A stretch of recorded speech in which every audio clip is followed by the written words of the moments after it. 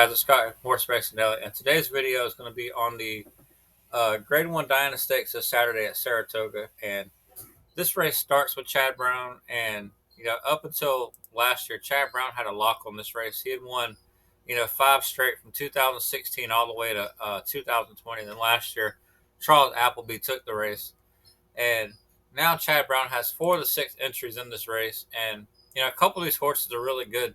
So I think it's safe to say that one of these Chad Browns is going to win this race. And on the tote board, he has the four shortest odds on the board are all Chad Brown horses. So the race starts with Chad Brown. And I think it's just figuring out which one of these Chad Brown horses is going to win the race. And we'll start with the one that's going to be the most likely post time favorite, and that's Bleecker Street.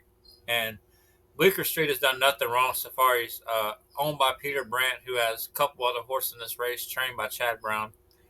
And this horse, every test that's been given just seemed to pass. I kind of feel like they're taking their time with this horse.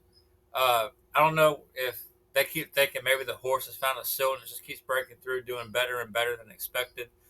But it just doesn't seem like they're taking that approach like they have the goods, and it's like a slow, gradual approach. So I do keep that in mind. I wonder how much more this horse has when it reaches its peak. But nonetheless, the horse is undefeated. He's got a good trainer, good owner, so you have to start there.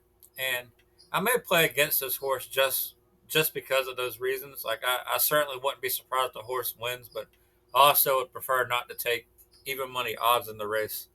So I'm personally thinking I'm going to play against Bleecker Street. I may throw him in like some exactas and trifectas, but in the win bet spot on top, I feel like I can go with another horse to offer some value. And that'll bring in my second most likely winner, I think, and that'll be Rozier. And Rozier was probably purchased, in I think November, December last year by Peter Brandt overseas.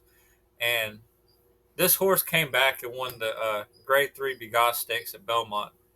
And I wasn't super impressed with the effort, but, that was its first start off of a, layoff. And, I didn't think that was their ultimate goal with this horse was to win that race. I think they got bigger plans for the horse, especially when you pay a couple $1,000,000 for a horse.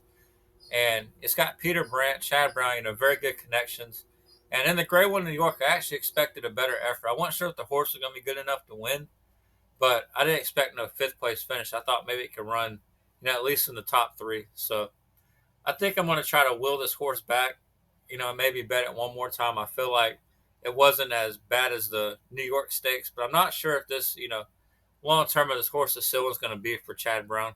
I just know they paid a lot of money for the horse, and you're going to get better odds than Bleecker Street. So for me, I see some, key angles, whatever you want to call it, that I like that could, put me onto this horse. And that's going to bring me to the other Chad Brown horse I like, and that's going to, or not really like, but I feel like he's in for a pace press. It's going to be In Italian. And In Italian at the start of the campaign, this horse did nothing wrong. She won, the maiden at Belmont. Or no, I'm sorry, won the allowance to start the year at Tampa. Then came over in the Grade 3 Honey Fox, and she beat that field that had, Wakanaka, who got second in the Just a Game Stakes. And then in the Distaff Turf Mile, she ran in the Speak of the Devil, who was just magnificent on that day. And that's another horse, the Speak of the Devil didn't run too great in this next effort, but I certainly think that horse could be a player in the, turf mile area. So In Italian, I think, is on, likes running the lead. I feel maybe this horse is put in for the pace presence. I'm not sure if this horse could beat, Bleecker Street or Rozier, but, certainly is a good horse in its own right. And that's going to bring me to the other Chad Brown horse, and that's Technical Analysis. And Technical Analysis, got second in the Plenty of Grace Stakes at Aqueduct to Plum Ali. I don't think Plum Ali is a top filly, but I think she's, a very solid, maybe, Grade 3, possibly Grade 2 on a good day horse. In the Gallerette, that was not really a great field that she beat. So I think Technical Analysis is going to take a step up in class in this race. And, I wouldn't be surprised to see a finish in the top three. But for win bet purposes, I'm going to have to play against this horse in the Grade 1 Diana. So for me, I think, it's going to be between Bleecker Street and Rozier. And I think I'm going to try to play Rozier on top, certainly with much respect to Bleecker Street.